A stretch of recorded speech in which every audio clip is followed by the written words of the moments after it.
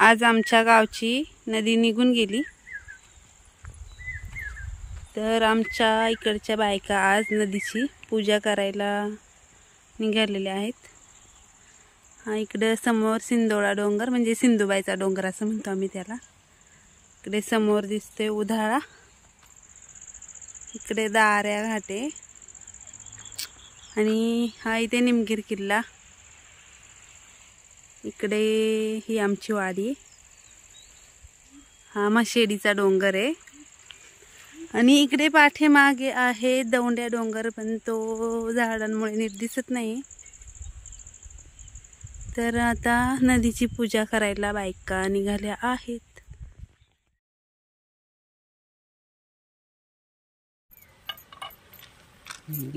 या इकडं पांढऱ्याने चला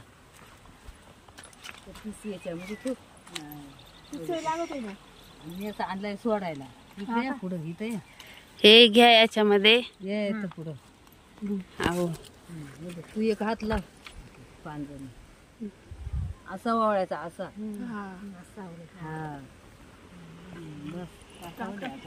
तांदूळ आणलेत का? लावा आहेत ना नारळ।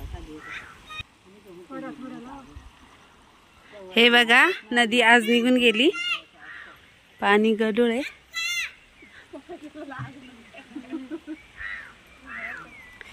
अशी पूर्वीची अशी प्रथा होती। हा माझ्या पण लावा, बारीक लावायला मोठा स्वतः पुढे सारखा।